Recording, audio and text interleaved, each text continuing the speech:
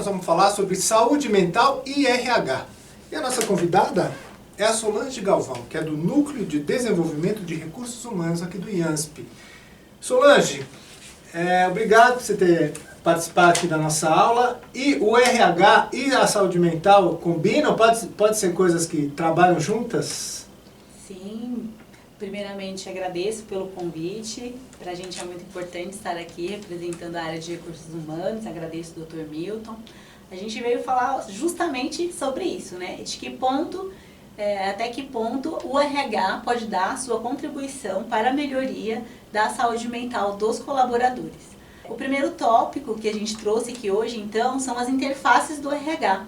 O RH, ele precisa atuar necessariamente, para que ele seja efetivo, em no mínimo 3 interfaces.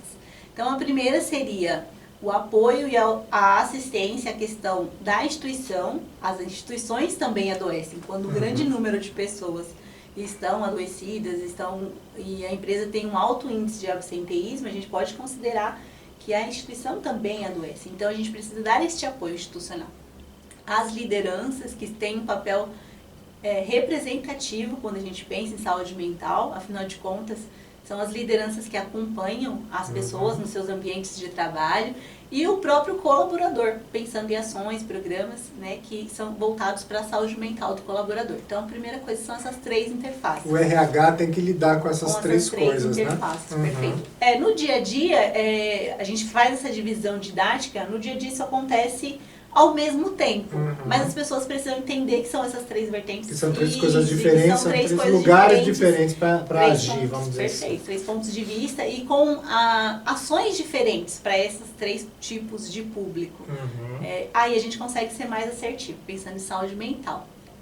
Inicialmente, a gente não pode deixar de pensar em uma questão que é importante quando você vai falar de saúde mental, principalmente quando se fala de RH, que é a questão do equilíbrio. Equilíbrio dentro do ambiente profissional, equilíbrio entre a vida pessoal e a vida profissional. O equilíbrio é a nossa palavra-chave, né, da saúde mental, pensando na área de recursos humanos. A gente sempre vai voltar nessa questão do equilíbrio. Então, é uma questão que eu gostaria de abordar, de trazer para vocês. A gente vai falar então um pouquinho também sobre a questão da contribuição. Então, qual a contribuição que a área de recursos humanos pode dar, né, para essa questão da melhoria da saúde mental dos colaboradores? É claro que o RH não é o responsável totalmente pela saúde mental dos trabalhadores, mas ele tem muito a contribuir, né? E é sobre isso que nós vamos falar. Perfeito. Há algumas contribuições que a gente gostaria de destacar. A questão o que eu considero que são rotinas mais importantes que a gente pode contribuir. Essa questão de promover momentos de socialização, porque a socialização ela acaba tornando a vida das pessoas mais próximas, gerando relações de confiança. Então, apesar de a gente saber que o ambiente de trabalho ele tem o objetivo das entregas, tem o objetivo, vamos colocar, dos resultados, essa socialização cria relações de confiança. Essas relações vão possibilitar que as pessoas interajam melhor, as equipes se integrem melhor, as lideranças tenham um maior contato. Então, esses pontos de socialização são super importantes. Ajudam o trabalho a fluir. Exatamente, verdade, exatamente. Acredito também que essa questão de desenvolver lideranças positivas, porque a liderança ela fica ali naquela situação de ter que cobrar os resultados, ter que melhorar as metas, ter que sempre estar de alguma forma delegando essas tarefas, e acaba tendo muita pressão. Então, quando você dá suporte para que as lideranças consigam fazer o seu trabalho, mas que elas também não se sintam nesse lugar da solidão, elas têm apoio do RH, facilita muito a questão da saúde mental, tanto das lideranças quanto dos colaboradores. A gente vai gerenciar, o que a gente pode fazer também, gerenciar questões de aprendizagem, treinamentos, cursos, que é o que a gente tem feito lá, criar sistemas de avaliação de desempenho que, de alguma forma, proporcionem momentos de feedback. Feedback é tudo. Essas conversas entre as lideranças e os colaboradores, ou até mesmo entre os colaboradores ou as lideranças e o RH, essas trocas são muito produtivas e auxiliam a comunicação, os relacionamentos contribuem muito para essa questão. Porque em algum momento quem está passando por aquilo tem que expressar a sua opinião, né? Porque senão às vezes fica também só oferecendo curso e meta e coisa que ele tem que fazer, parece que sobrecarrega muito mais. Exatamente. Sobrecarrega muito mais do que ajuda, né? Exatamente. Criar canais, isso é muito importante. Criar canais para que essas pessoas, que os colaboradores e as lideranças possam falar com o RH, possam solicitar orientação, mentorias, conversas de alinhamento, para que a gente consiga saber de que forma a gente pode ajudar. E o RH saber de que forma pode ajudar, pode contribuir com aquelas pessoas e as pessoas também possam solicitar. É importante que haja que o RH esteja sempre pronto e observando a necessidade do colaborador. Que ele não crie práticas, que a empresa em si, não só o RH, não crie programas, práticas que não estejam alinhadas à necessidade do colaborador. E isso é muito importante. E também a pessoa entender que o RH pode participar disso, que a pessoa pode ir lá conversar com o RH, né? Sim. Pode tirar dúvidas sobre políticas, né, normas, benefícios e tudo mais, que é um papel do RH, mas ele pode dar uma contribuição muito maior, inclusive com essa parte da saúde mental.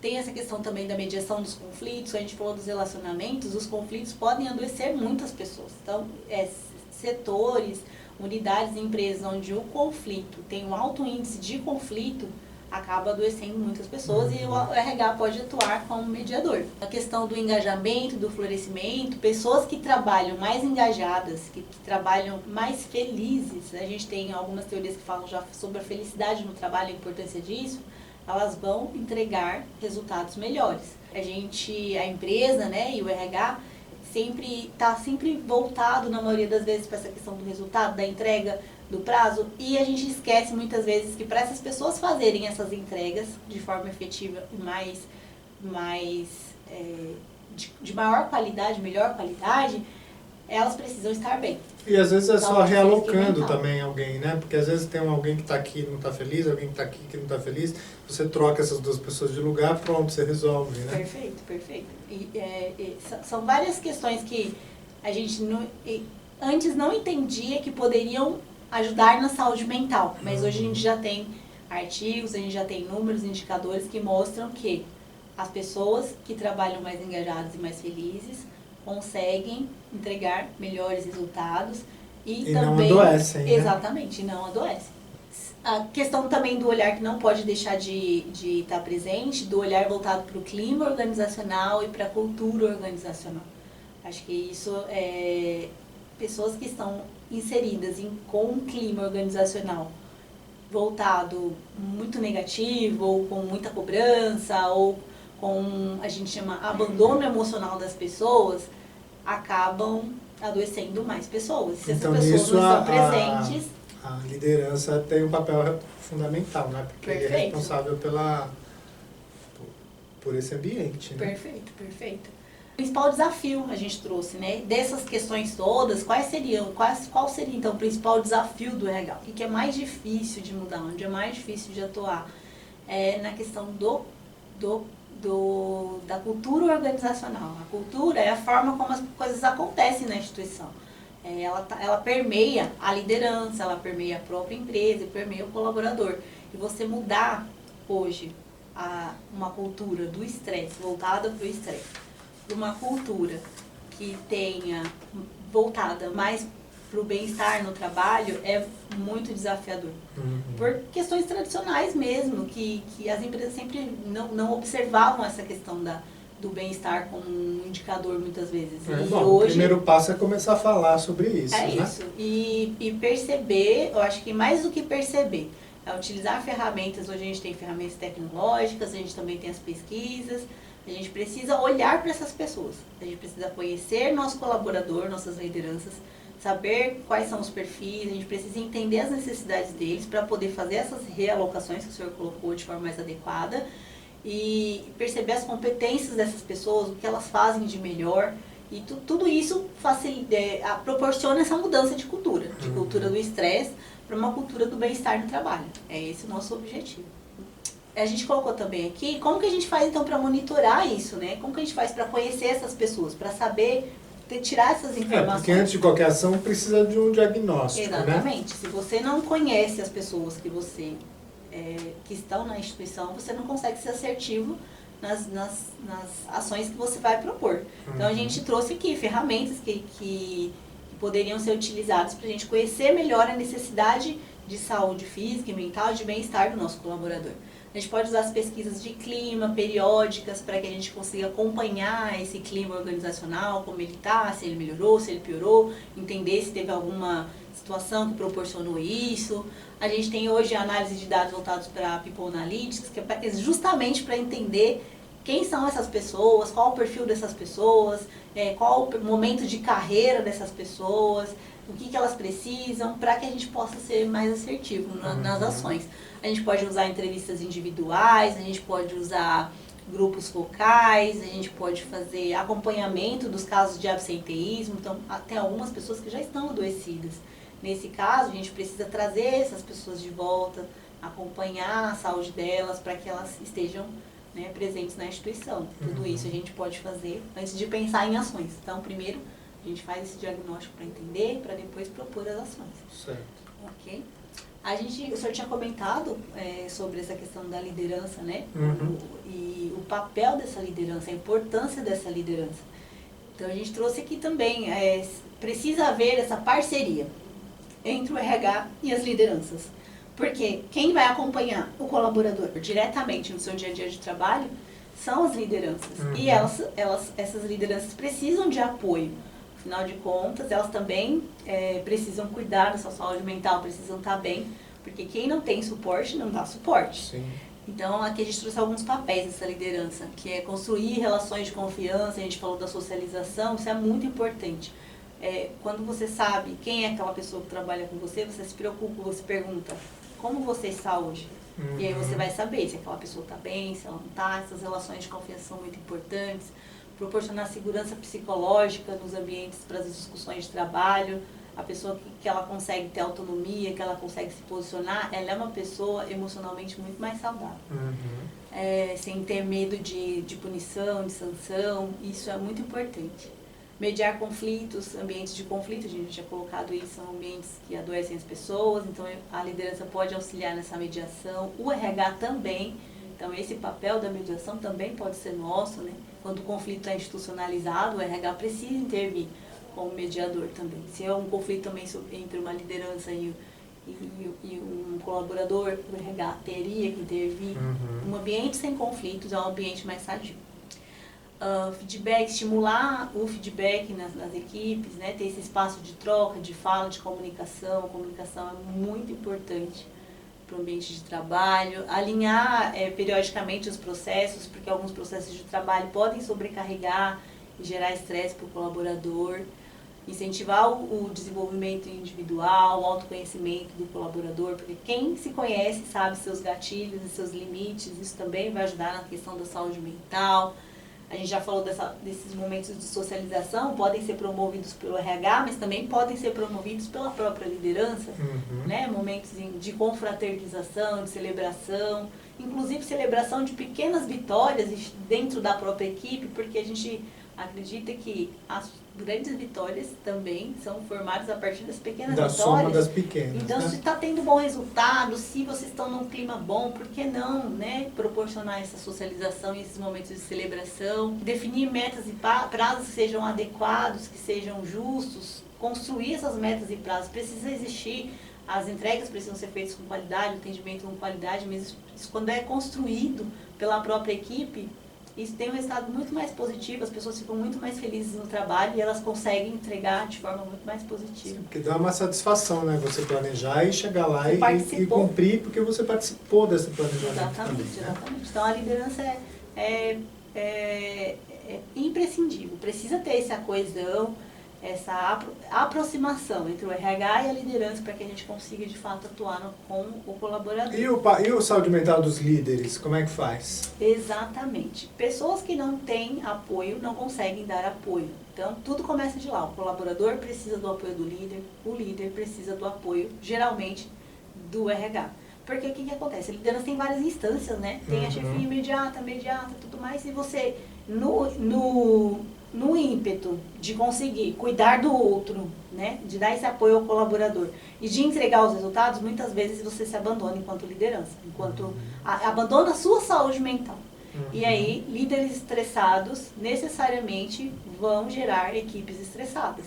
Porque você acaba passando isso. As equipes percebem que o líder está pressionado, que ele está tenso. Você acaba passando isso para a sua equipe. Você é o espelho. O líder é o espelho da equipe. Então, se o líder está estressado, se ele não está cuidando do seu bem-estar, ele não vai conseguir proporcionar isso para as outras pessoas. E das ações em si. A gente trouxe algumas ações, né, que o RH pode e, inclusive, deve colocar em prática, que são programas, constituído por alguns projetos voltados para a saúde e bem-estar, prática de mindfulness, que a gente acredita que é muito importante essa questão da atenção plena, trazer as pessoas para o presente, porque elas ficam muito perdidas, né, dentro das rotinas de trabalho, entre o passado, futuro, expectativas, ansiedade.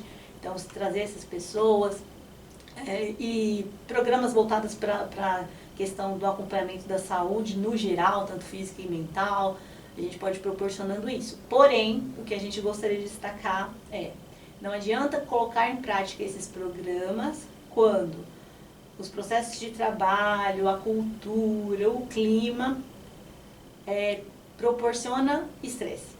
Sim, senão você acaba, além do estresse que a pessoa já está sofrendo no trabalho, você sobrecarrega ela com programas que ela não vai estar nem um pouco interessada em fazer, né?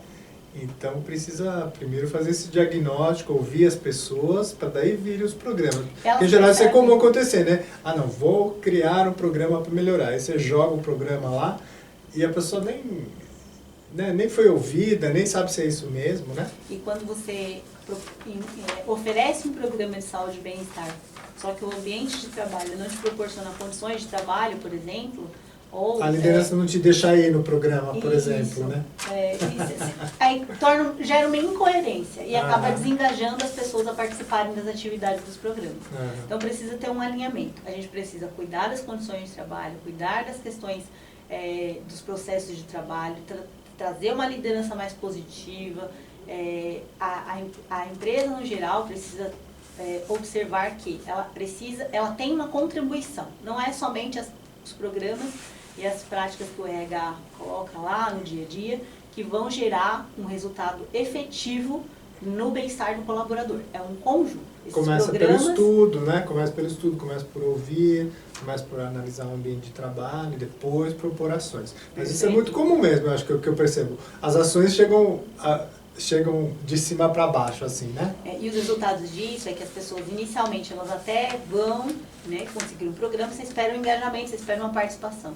Elas até vão pontualmente, mas aí depois elas percebem que, ok, eu fui no programa, foi bom, mas eu voltei para o meu ambiente de trabalho e desconstruiu tudo que foi construído no programa. Então isso torna incoerente e elas acabam perdendo engajamento nos programas e nas atividades. Então esse alinhamento é essencial, é importantíssimo. A gente pode também, além disso, a gente pode propor soluções. Então, conhecendo o público, a gente, enquanto área de RH, também pode propor soluções para a administração, para as lideranças e construir coletivamente essas soluções. Acho que esse é o objetivo maior. Quando você torna aquilo, a pessoa que está participando é parte da construção daquilo, ela vai participar e vai estar mais engajada naquela atividade. Porque saúde mental é um tema muito complexo, né? Porque não depende acho que do trabalho, mas depende da vida pessoal, depende da cidade que você mora, depende do contexto que você está. Então, mas eu acho que se cada parte olhar objetivamente para a saúde mental dentro daquilo que pode atuar, já está fazendo a sua parte e vai completar com as outras, né?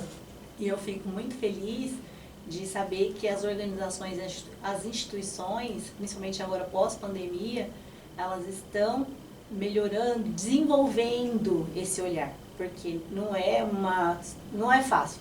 A gente acha que trabalhar com programas de qualidade de vida, com programas de saúde e bem-estar é uma coisa tranquila, é uma coisa leve, mas não necessariamente.